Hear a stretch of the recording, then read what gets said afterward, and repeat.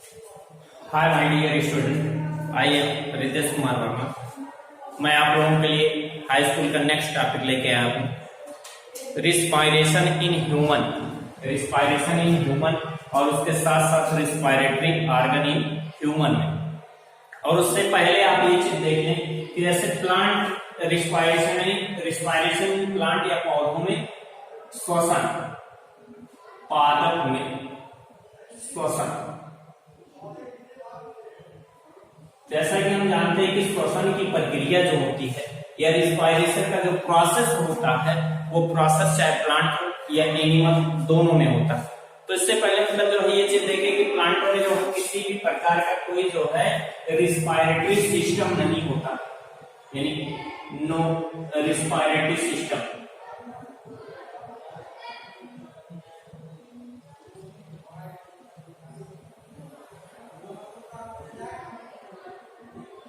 No respiratory system, किसी भी प्रकार का श्वसन अंग नहीं होता।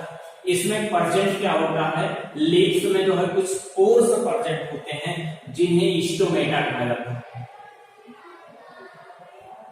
स्टोमेटा या रंध्र होते हैं और उसी रंध्र के द्वारा प्लांट में क्या होता है कि ऑक्सीजन और कार्बन डाइऑक्साइड का ट्रांसपोर्ट होता रहता है एटमॉस्फेयर के थ्रू। वातावरण से ये ऑक्सीजन और कार्बन डाइऑक्साइड एब्जॉर्ब करते रहते हैं। बाकी ये चीज मतलब जिस प्रकार से प्लांटों में रिस्पायरेशन का जो मतलब सेलुलर रिस्पायरेशन, ग्लाइकोलाइसिस और फोटोसिंथेसिस होता है, उसी प्रकार से एनिमल में भी होता है। इसमें जो कोई अंतर नहीं है। हमें देखना है मेन रूप से कि मानव में जो पाचन होता है, तो मानव में जो श्वसन होता है उसमें क्या होता है, मानव में श्वसन। जैसा कि आप लोग देख रहे हैं मतलब मानव में श्वसन का जो हमने जो है एक प्रकार से मतलब जो इसका स्ट्रक्चर ड्रा किया है या स्ट्रक्चर बनाया है जिसमें आप फेफड़ा या लंग्स देख सकते हैं। तो ये जो है मेन रिस्पायरेटरी ऑर्गन है, इसमें एक्सेसरी या सहायक जो है, जो सहायक अंग होते हैं श्वसन के लिए, सहायक श्वसन अंग या मानव में सहायक श्वसन अंग आप ले सकते हैं। मानव में सहायक श्वसन अंग, तो मानव में सहायक श्वसन या एक्सेसरी ऑर्गन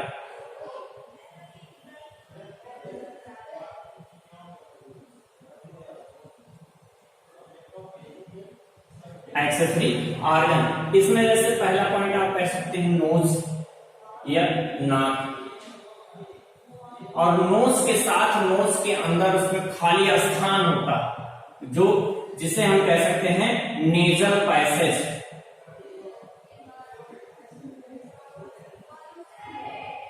नेजल पैसेज या नासिका एवं नासा गुहा, ठीक है। तो इस प्रकार से यानी नासिका और नासा गुहा, नासिका एवं नासा गुहा, नासा गुहा, पैसेज मतलब खाली स्थान। और इस नेजल पैसेज के बाद जो पॉइंट होता है वो जो है क्या होता है, हमारा नेजल के बाद फायरिंग्स, फायरिंग्स या जिसे ग्रसनी कहा जाता है। ग्रसनी जो होती है वो हमारे श्वसन और पाचन दोनों अंगों में सहायक होती है। फायरिंग्स के बाद जो है तीसरा पॉइंट है लैरिंग्स। लैरिंग्स या स्वर यंत्र, लैरिंग्स या स्वर यंत्र। तो इस प्रकार से लैरिंग्स होता है। लैरिंग्स के बाद आप कहेंगे ट्रैकिया। ट्रैकिया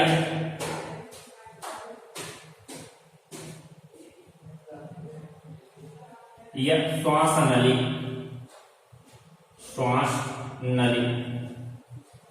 और श्वास नली आगे जा करके जो है राइट और लेफ्ट में डिवाइड होती है, या जिसे आप ये चीज कह सकते हैं कि जब आगे चल करके श्वास नलियां जो मतलब दो भागों में दाएं और बाएं तरफ जो है बंट जाती हैं तो उसे कहा जाता है ब्रांकस।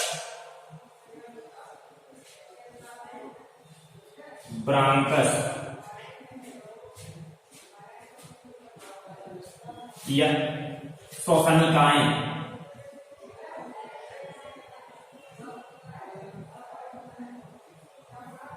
श्वसनिया क्या कहा जाता है, श्वसनिया कहा जाता है। तो इस प्रकार से जो मतलब ये सहायक अंग होते हैं और इसी में आप जो मतलब श्वसनिकाएं भी कह सकते हैं। श्वसनिया जो है आगे जाकर के दाएं और बाएं फेफड़े में जब अंदर प्रवेश करती हैं, या लेफ्ट और राइट जो है लंग्स में जब अंदर जो है इंटर करती हैं, तो ये कई पार्ट में ब्रांचिंग होती है, कई पार्ट में बढ़ती हैं और उस पार्ट में बढ़ने की प्रक्रिया उसका नाम जो होता है उसे कहा जाता है ब्रांकियोल। ब्रांकियोल या श्वसनिकाएं, श्वसनिकाएं। तो इस प्रकार से श्वसनिकाओं के आगे जो है एल्वियोलाई होता है और हमारा जो मेन जो है रिस्पायरेटरी आर्गन होता है, मेन रिस्पायरेटरी आर्गन हमारा लंग्स है, मेन या मुख्य श्वसन अंग, मुख्य श्वसन अंग। जो मुख्य श्वसन अंग होता है वो लंग्स होता है, यानी तो इस प्रकार से हम जो है तो आप लोगों को फिगर के द्वारा जो है ये चीज बताएंगे। फिगर की सहायता से आप देखेंगे, जैसे जो इससे ऊपर के पोर्शन पे आप देखेंगे यहां से होकर के नेजल, यानी यहां से दो पार्ट में जो है नेजल के द्वारा जो है अंदर वायु प्रवेश करती, ठीक है। ये दो पार्ट यानी जो है जो नोज होता है या जो है जो नासिका होती है वो बाहर जो है दो पार्ट में खुली होती है और आगे जा करके ये एक होती है।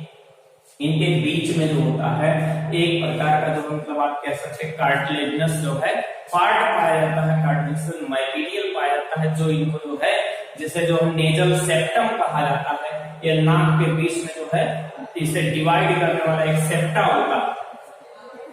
इस सेप्टा के थ्रू जो है ये डिवाइड होते हैं। आगे चल करके इसी मतलब नेजल पैसेज जो होता है, नेजल पैसेज का जो रास्ता होता है वो टेढ़ा मेढ़ा होता है, ठीक है। कुछ जो मतलब आप ये कह सकते हैं टेढ़ा मेढ़ा होता है और टेढ़े मेढ़े रास्ते में मतलब जो है कुछ बोन्स पाई जाती हैं जिन्हें नेजल बोन या जो है एथमोइडल बोन कहा जाता है। एथमोइडल बोन टेढ़ी मेढ़ी होती है और इसी एथमोइडल बोन पर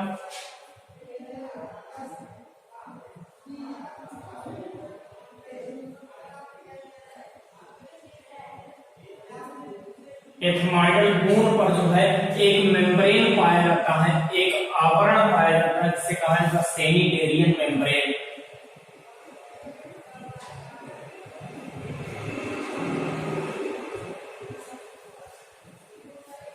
क्या कहा जाता है, सेनिटेरियन मेम्ब्रेन। और इसी सेनिटेरियन मेम्ब्रेन में जो है वायरस का इंफेक्शन होता है जिसके कारण से जुकाम होता है।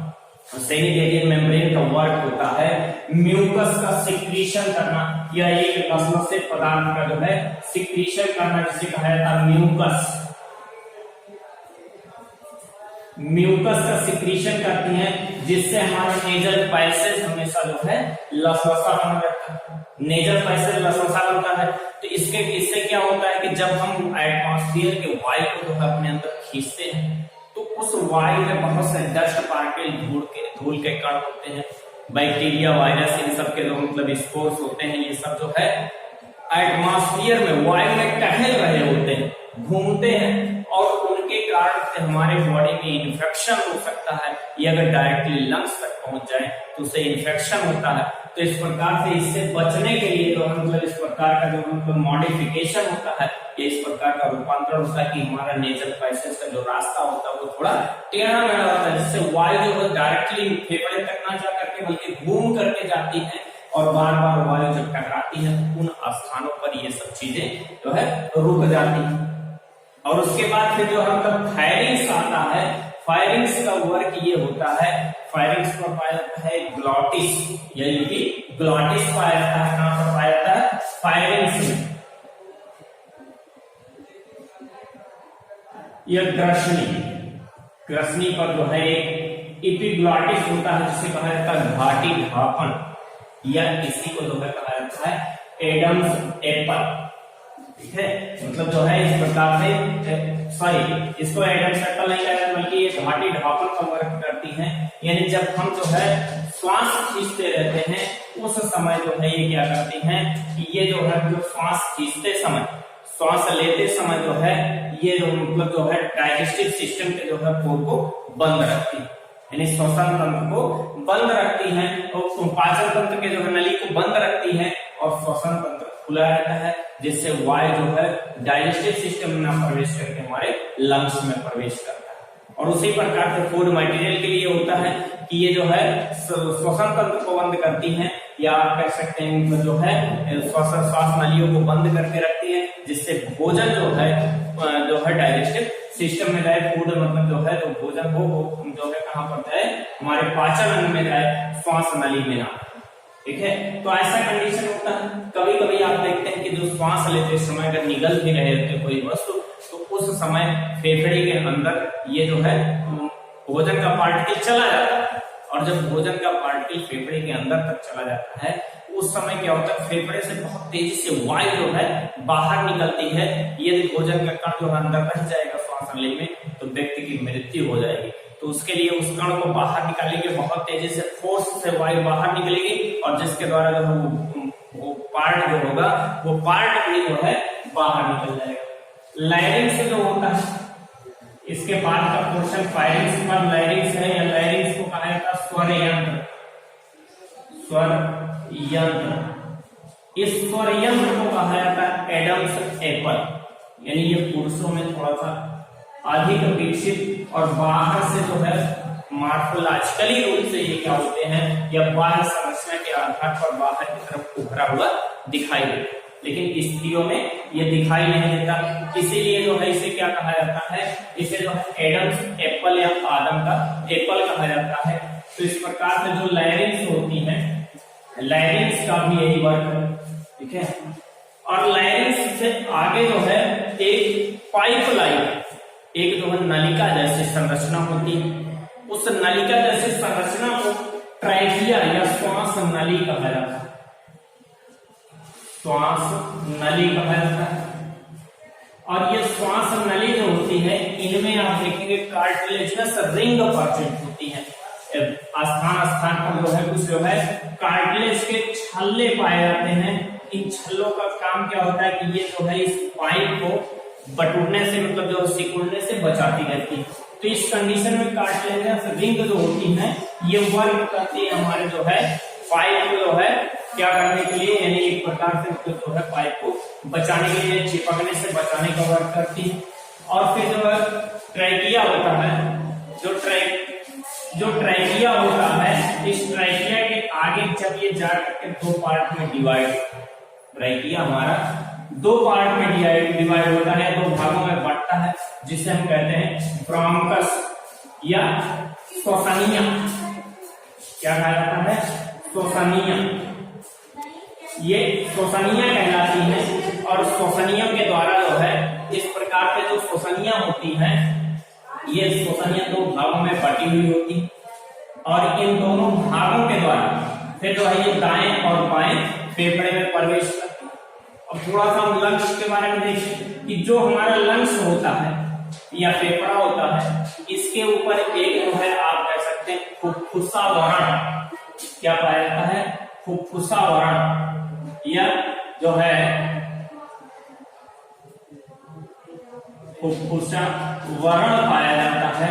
और ये फुफ्फुसा वर्ण जो है क्या करता है कि फेफड़े को जो है जब हम श्वास लेते रहते हैं उस समय फेफड़ा हमारा फूलता है, पिचकता है, फूलता है, पिचकता है। तो इस कंडीशन में वो जो है घर्षण ना उत्पन्न करे, इस कारण से जो है इसके ऊपर एक जो है मेम्ब्रेनस स्ट्रक्चर पाया जाता है, एक जो है झिल्ली जैसी संरचना पाई जाती है, इसे कहा जाता है फुफ्फुसा वर्ण। और इस फुफ्फुसा वर्ण में जो मतलब आप देखते हैं जैसे फुफ्फुसा वर्ण का जो बाहरी पोर्शन होता है, जो बाहरी पार्ट होता है, इसे पेराइटल प्लूरा कहा जाता है। इसे क्या कहा जाता है? Parietal pleura. इसे प्लूरल मेम्ब्रेन भी कहा जाता है। फुफ्फुसा वर्ण को प्लूरल मेम्ब्रेन,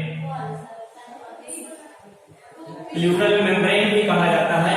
और इस प्रकार से पेराइटल प्लूरा होता है, और और जो अंदर की तरफ जो वाल होता है, जो हमारे लंग्स का मेन वाल होता है, इसे कहा जाता है विसरल प्लेउरा।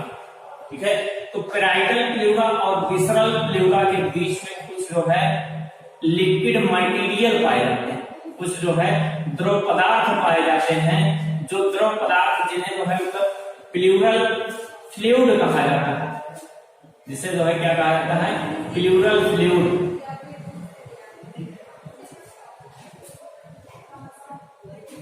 क्या कहा जाता है, प्लूरल फ्लूइड, या जो है फुफ्फुसीय तरल कहा जाता है। तो ये जो है एक प्रकार का शॉक एब्जॉर्बर होता है।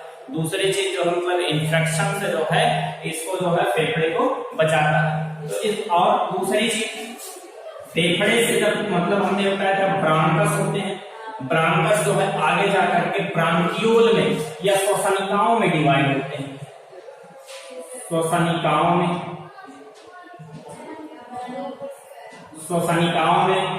डिवाइड होते हैं, श्वसनिकाओं में बढ़ते हैं। और श्वसनिकाएं लास्ट में जाकर के कहां खुलती हैं, एल्वियोलाई में या कूपिकाओं में, खुलती हैं। तो कूपिकाएं जो होती हैं वो आप ये कह सकते हैं मतलब ये फेफड़े का जो मतलब एलियस या टीएस काटा जाता है, एलियस काटने पे हमको इस प्रकार से जैसे मधुमक्खी के छत्ते जैसी संरचना दिखाई देगी। मधुमक्खी के छत्ते से छोटे छोटे खाने दिखाई देंगे जिन्हें एल्वियोलाई कहा जाता है। इसी के अंदर वायु आकर के भरता है। इनकी संख्या प्रत्येक फेफड़े में लगभग 15 करोड़ होती है, यानी दोनों में मिला करके जो है 30 करोड़ की संख्या एल्वियोलाई की होती है। तो ये पूरा स्ट्रक्चर जो है ह्यूमन जो है रेस्पिरेटरी ऑर्गन था, जिसमें जो मतलब जिसमें हमने तो कई पार्ट देखे, जैसे इसमें मेनली रूप से जो फिगर को ड्रा किया था, लैरिंक्स है, ट्रैकिया है, ब्रांकस है, ब्रांकियोल है, एल्वियोलाई, और इधर जो है पैराइटल प्लेउरा, विसरल प्लेउरा। अब इसमें आप ये देख सकते हैं जैसे हमने इसमें पार्टीशन किया है कि जो लेफ्ट साइड का लंग्स होता है इसमें 2 पार्ट होते हैं, ठीक है, और राइट साइड में ह्यूमन लंग्स में 3 पार्ट होते हैं, 3 पार्ट में बटा हुआ होता है। तो ये जो मतलब पूरा स्ट्रक्चर क्या था, रेस्पिरेटरी ऑर्गन इन ह्यूमन, या ह्यूमन का जो है यह स्ट्रक्चर आप लंग्स आप फिगर के नीचे लिखते चलेंगे, स्ट्रक्चर ऑफ लंग्स। तो ये स्ट्रक्चर था और आज का टॉपिक हमारा यहीं तक। थैंक यू एंड और आगे नेक्स्ट डे।